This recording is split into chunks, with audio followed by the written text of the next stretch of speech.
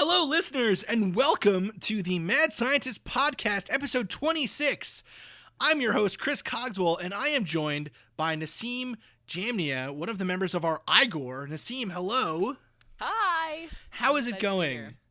Pretty solid. That's I good. Spent all day staring at LinkedIn, so.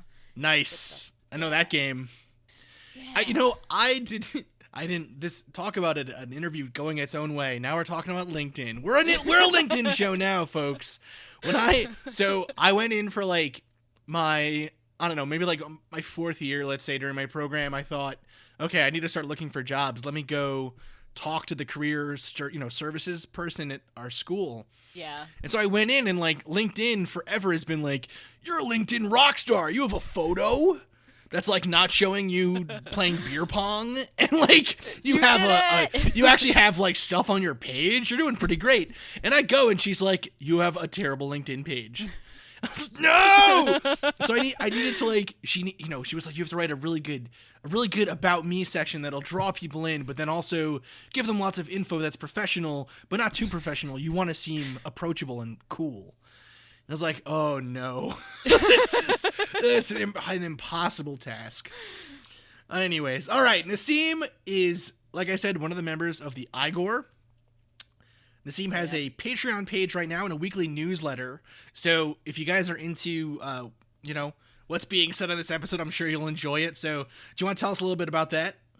Yeah. So I started the newsletter about a year ago, kind of as I just want to, write something consistent. And it's kind of evolved with time, and a lot of it focuses on just growing pains, becoming an adult in this specific culture and society. And so last week was about Charlottesville because of course, but a couple months ago, I don't know, was about fat antagonism and fat phobia, and I've written plenty about mental health and stuff like that. So they're called the Tuesday Telegrams. They're at tinyletter.com/Nassim.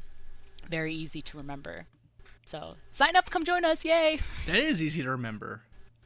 Man, you sniped that tiny URL with tinypage.nassim. That's pretty good. Every time I try to get www.chris.com, it's if you want this domain, send $1 billion to whoever. It's the perks of having a unique name. That's true. That's pretty great. All right, let's get into this episode and roll the intro music.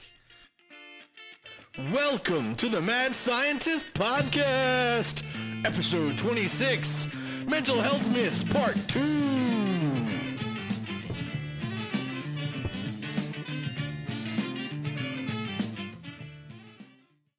So, Nassim, we're here to talk today. It's going to be great. It's going to be really good. Yeah.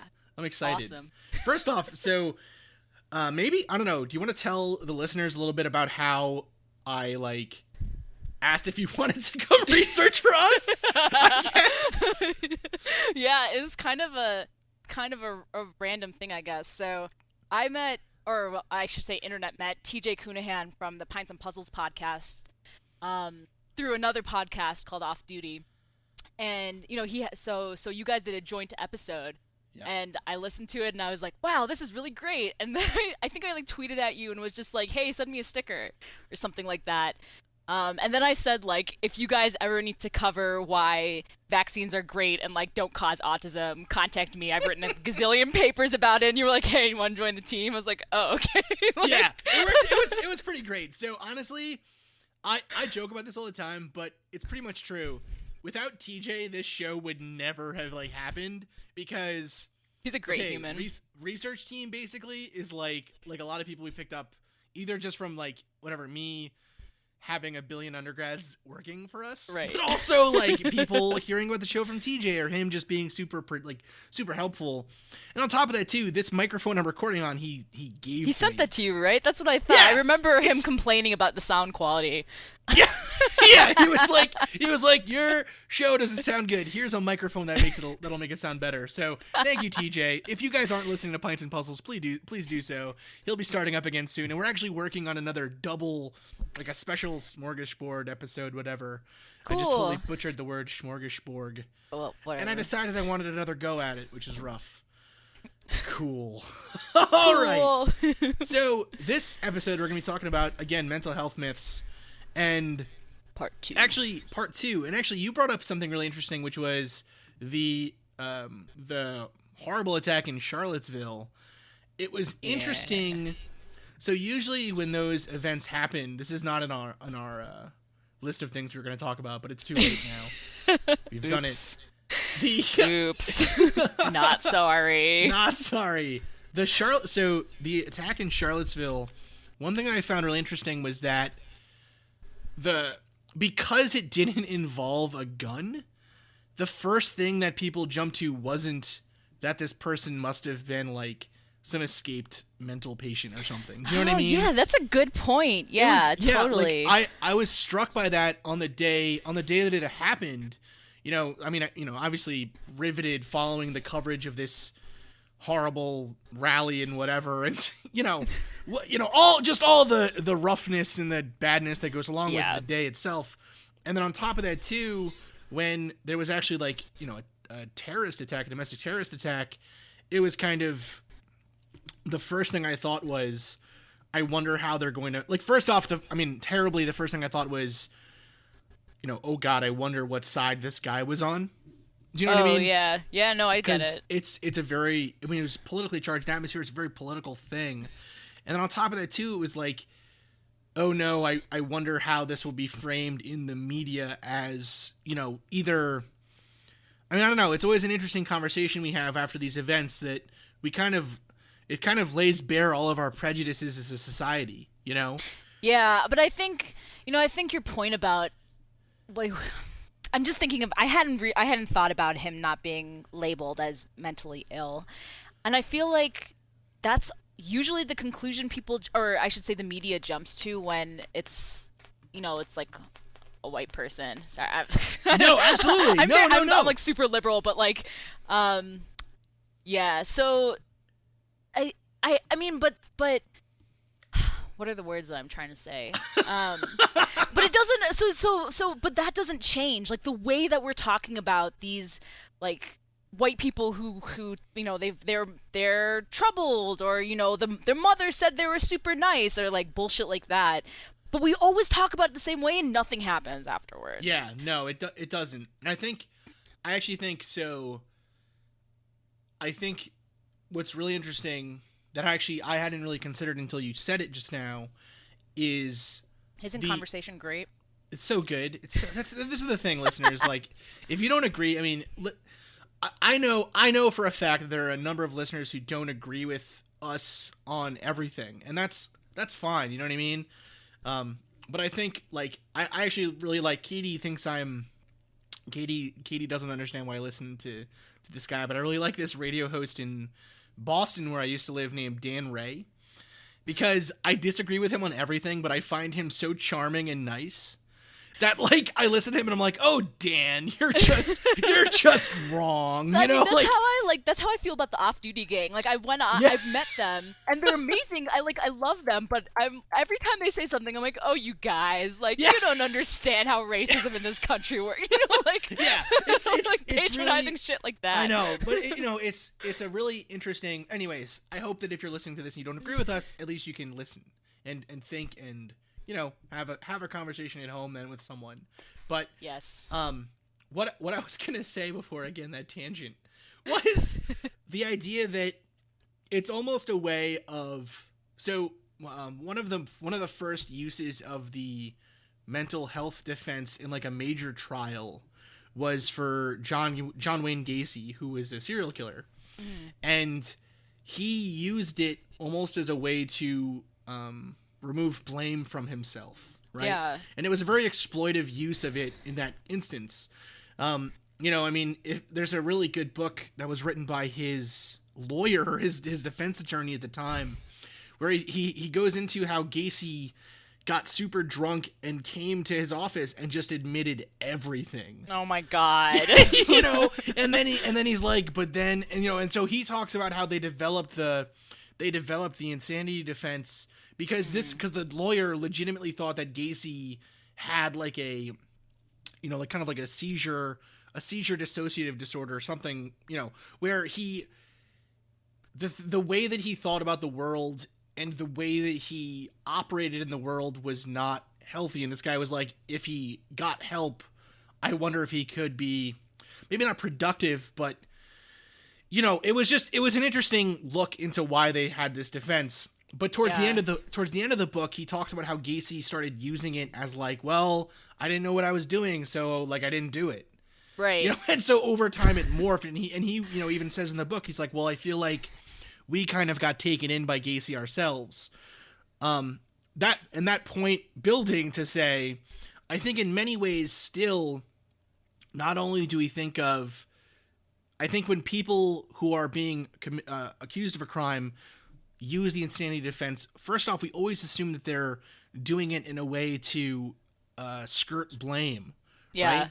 But on top of that, too, in instances like Charlottesville, or anytime there's like a shooter or something, when people say, well, this person was crazy, what they mean by that, and they only use it seems, when it's a white person who does it. Right. It's of course. It's right. It's a way of, again, deflecting blame from them, right?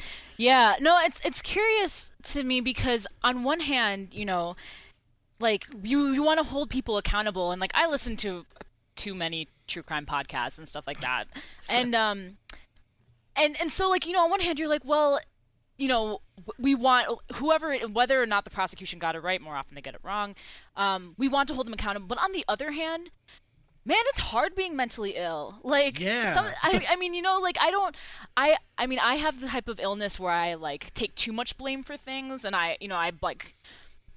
So I have like the opposite problem, but like how do you balance the fact that you want to be compassionate and you want to be able to help somebody who's ill with the fact that they're probably, or maybe not even, a murderer or a rapist or some other horrible person? Yeah, I think, well, it comes down to this, it kind of comes down to this interesting conundrum we've set up for ourselves a little bit in the social sciences versus the fact of kind of how we deal justice out in this country, in this society. I mean, not just this country, throughout the, the human world. Yeah. We have this idea that crime can be, so in the episode that we did with Rumor Flies, we talked about the idea of a inductive versus a deductive method of predicting crime. And we said that the inductive method kind of seems to work better, and that the inductive method there would be you look at statistics. So you look at like a body of statistics and you say, well, based on this type of crime, it's probably whatever. It is not probably necessarily, because that's when it leads you wrong. It's when it leads you astray. You don't want to put on blinders. No, you don't want to put on blinders. But at the same time, in these cases where it is effective, it seems to be that it's this use of statistics to predict, maybe not predict criminality, but rather to lead the investigation into different directions, right? To open up new possibilities you may not have seen. But the problem with that is, I mean, part of the problem with that is that our statistics aren't very good, and they're not necessarily indicative of anything. Right? But on top of that as well, that supposes all kinds of different things about, so now when we talk about a criminal, we don't talk about them being a person being born a criminal. We talk about them being born into a certain social setting. Exactly. That then leads them to more likely become a criminal or something, right? Mm-hmm. And they were disadvantaged, or they were, whatever kind of label you want to put on it, I suppose.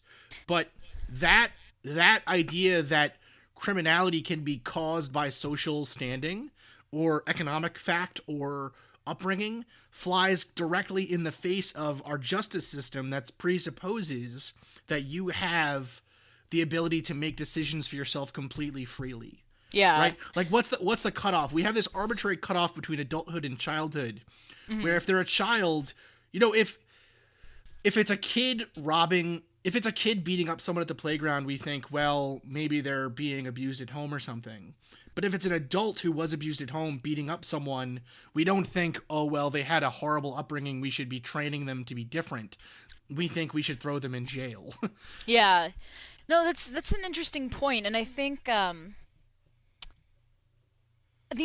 problem also with the statistics, but also with when we're thinking about these things, is that it already marginalizes people who are marginalized further. Yes. Like the people in this country who already are usually, they're already disadvantaged. Like, for example, along racial lines, of course. Like, of course, people are already going due to statistics. People will like presuppose that they'll go into criminality, but and then they might look at the like people who are incarcerated and be like, oh, see, look, like most of the people who are incarcerated are indeed people of color.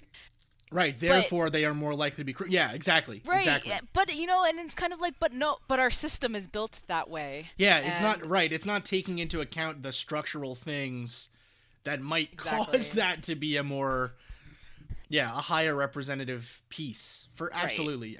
And that's actually one of the really interesting parts that we talked about in the first part of this series, is that when you removed from the statistical analysis the fact of like being both an addict and also suffering from a mental illness that's going untreated, and in many ways addiction is a mental illness. Yeah.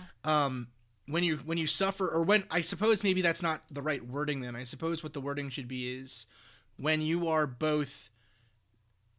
self-medicating for a mental illness, you tend to then, the statistics then, if you remove that fact from the equation, then it kind of levels off again to be like the average, you know what I mean? Then it becomes a question of, well, we don't really treat addicts or people with an addiction problem all that compassionately in this country. Right. We don't really do a lot to help them, so they're kind of being forced into situations where violence is more likely. It just becomes a whole big... I mean, really, that's the problem with science.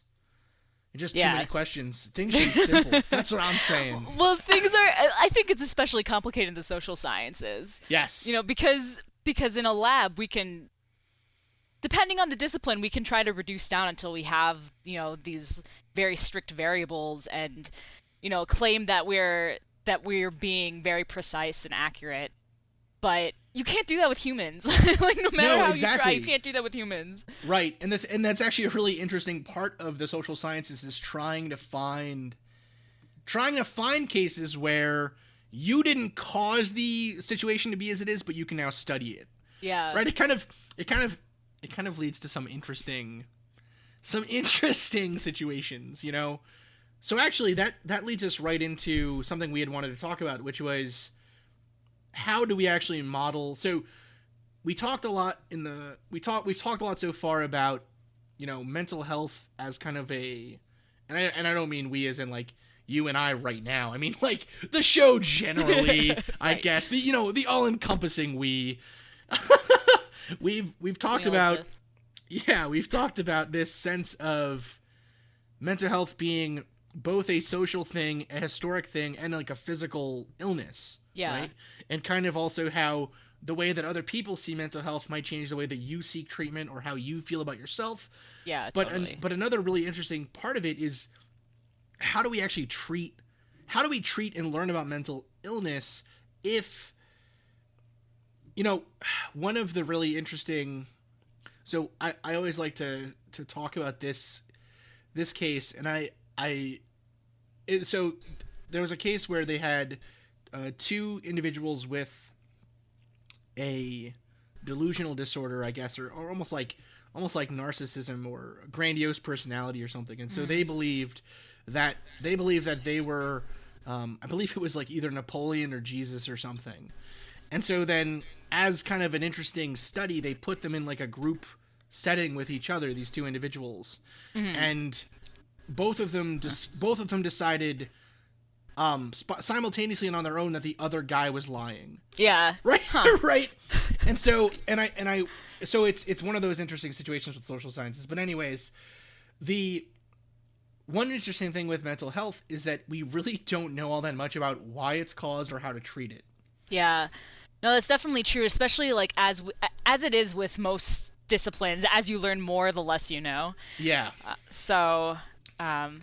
Absolutely. So we didn't say this at the beginning, which that's my fault as the host. But Nassim has done research in a lab on mental health models in animals, and also just kind of brain stuff generally that I am too bad at biology to understand. But but so one way, just to give the listeners a little bit of background, one way that we so first off, I guess we should talk about the current state of mental health treatment. So right now, kind of what we do is we have a class of drugs that we have some idea about how they affect the brain's chemistry, and we just kind of try different mixtures of them for different things. So, and it's almost more like we don't know how to, say, for instance, turn on or turn off like obsessive compulsive disorder, but we do know that if we treat different aspects of it, like the anxiety or like the depression or like the, whatever, then we can have better, it's a better time then, or it's easier to treat with therapy or with, real, like, kind of what I think most people think of as classical psychiatry. Yeah. Right? I mean, if you're the person that it works for, it's not, like, yeah.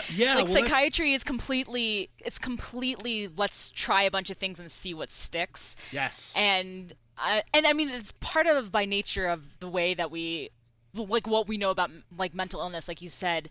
But it sucks if you're one of those people that nothing sticks, where you're like, oh, well, I guess science doesn't know what to do with me. Hooray. Yeah, absolutely. Well, so there's one subcategory of OCD where you only have obsessions, you don't have compulsions. And Dang. right now, and so right now OCD treatment is very very centered on treating compulsive behavior. Yeah. And then trying to treat the underlying obsessive thoughts.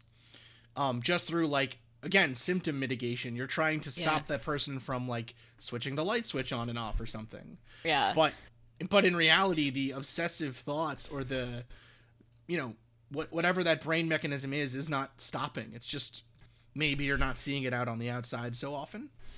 Yeah. So I know when I first started, like, my symptoms were really super, I guess, mental, in the sense that, like, I would count in my head, or I would kind of, like, rethink things over and over again to, like, analyze them from all sides or whatever.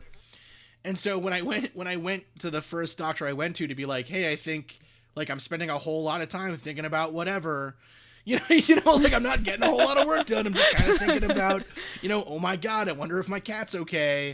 Like, you go, when I went to the first doctor, she was just like, well, like, I don't know, man. like, do you want to try a bunch of different drugs? Like, I don't know what to tell you. If you look in the DSM-5, a lot of, there's, like, disorders that it's just like may not present like any of these, but maybe, like, like bipolar disorder has a section for that, and you're like, well, that's not helpful. Yeah, like, it can be anything then. Yeah. I always like to think about this. I had a kid. Well, I had a kid. My neighbor, when we used to live in Boston, our apartment was like a hobbit hole almost. And so it kind of, like, when you walked into our door, it would, like, you sunk a foot into the ground because of the way it was built back in, like, whatever, the 1890s or whenever the hell they built this house. And so our living room would be like our window into the living room was almost ground level with my neighbor's backyard where his kids would play. Yeah.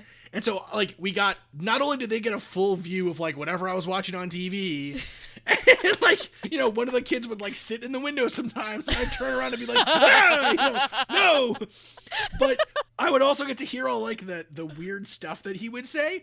Yeah. And so, one time he came home with his dad, and he had a balloon, and he was like, he said, my balloon is either red or it isn't.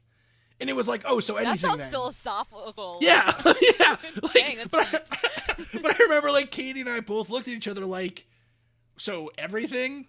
like it can be any option. The balloon can be anything. Then that's great. That's really helpful, little kid. It's funny. Because there's so many, like, symptoms in children where it's just like, oh, whatever, they're being kids, but there's, like, mental illness in kids is so Yeah. underappreciated. So when my mom does a lot of work in this, she's a professor of child development, and it's something that like even sometimes as young as infants, like there are things that you can see that you're like, oh, I've got to like I don't know, work on attachment issues. I gotta get on this. Yeah, yeah, absolutely. Yeah, you know, but you know, so a lot of people write it off as like kids will be kids, and I'm sure that is true for you know like some kids, but there's so many other kids that like they want help and they don't even know that they need help or that they want help. So when I remember very distinctly, and this was actually part of why I refused. I think this is part of why I personally took so long to get treatment at all, was that a lot of the things that I had done since I was a kid, all of a sudden doctors were like, nah, man, you shouldn't be doing that. You know what I mean?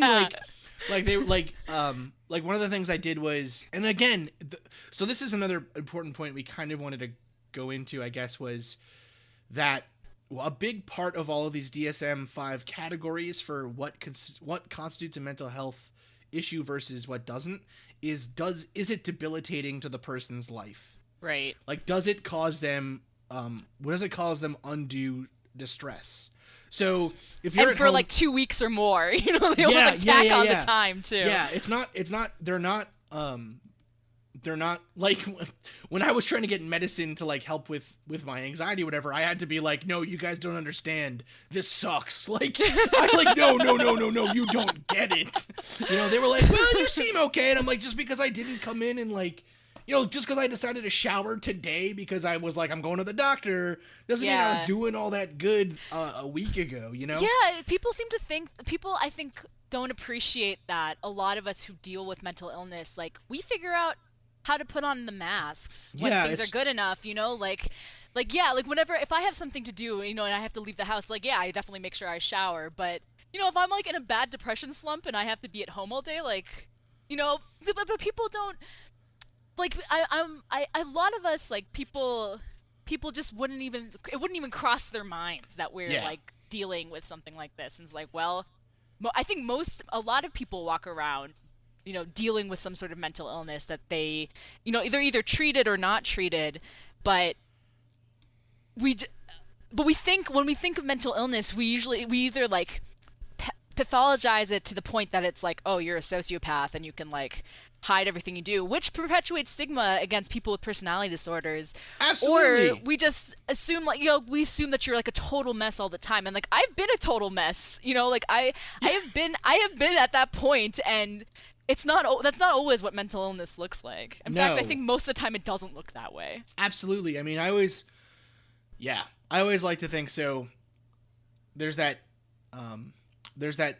the famous view of like Howard Hughes when he was really in the hardest slumps of his OCD based like paranoia, I guess, or whatever, where he was like, you know, in a room peeing in jars and like, you know, really like not touching stuff because of germs or whatever. Yeah. But it's like, that's the view we have, not the view of like the famous aviator who developed all these amazing things, you know, like he wasn't being treated. Like, it's, I don't know. Yeah.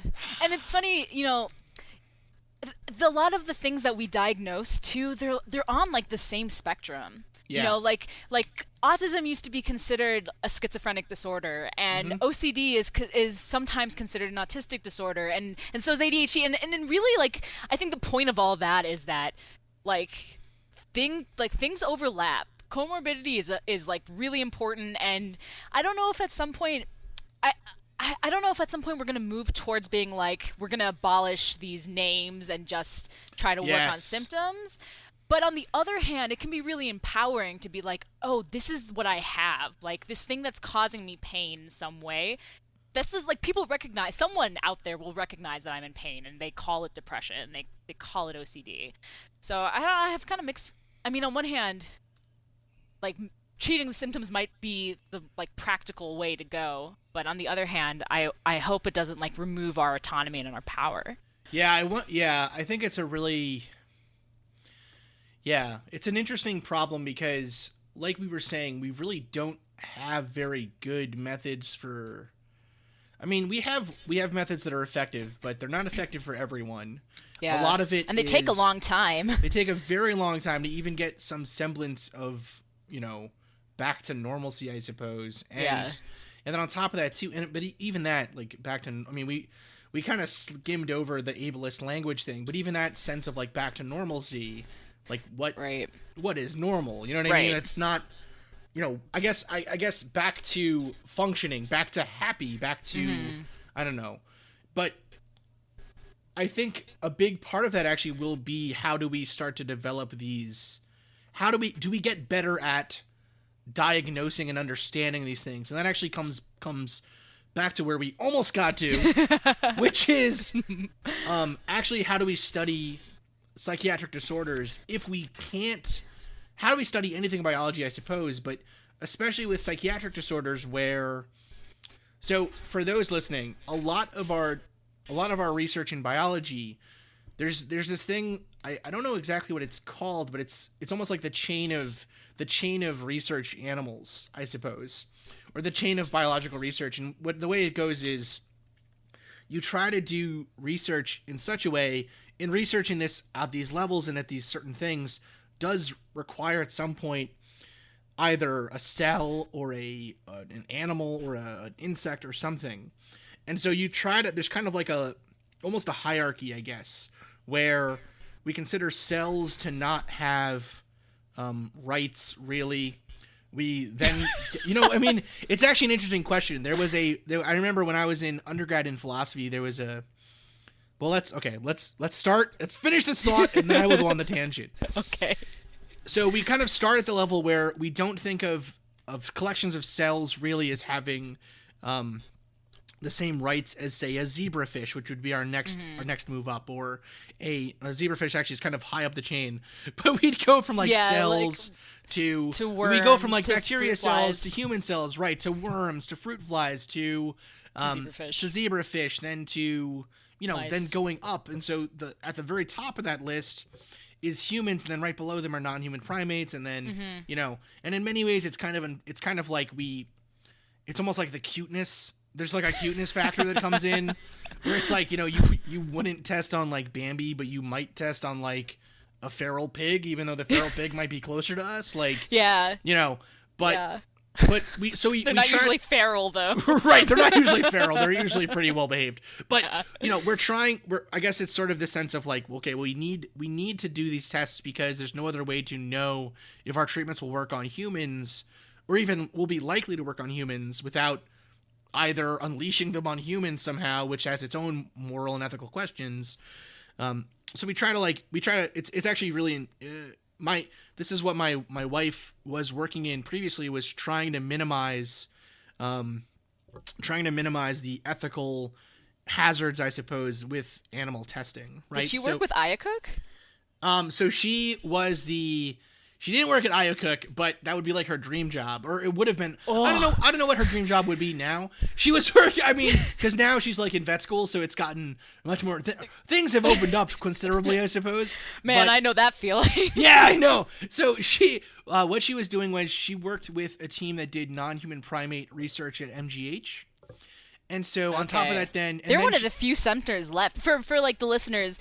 There's a movement with like national funding to not fund non-human primate labs, and to basically try to shut those labs down with time, such that we're no longer doing any experiments with non-human primates. Yeah. Which is both like a wonderful thing, but also a sad thing for research. It's that trade-off, right? And so what her job was basically was ensuring that the animals were treated.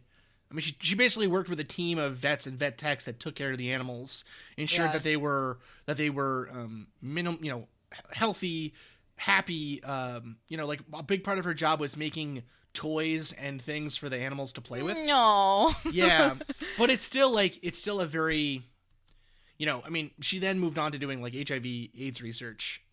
Again, though, in an animal model, like, I don't think people realize, I suppose, how much of our biology has to happen through animals. Yeah, I mean, or it does. In order to get has anything to happen. It does happen through animals right now. I don't know if it has to in the future, but it does currently.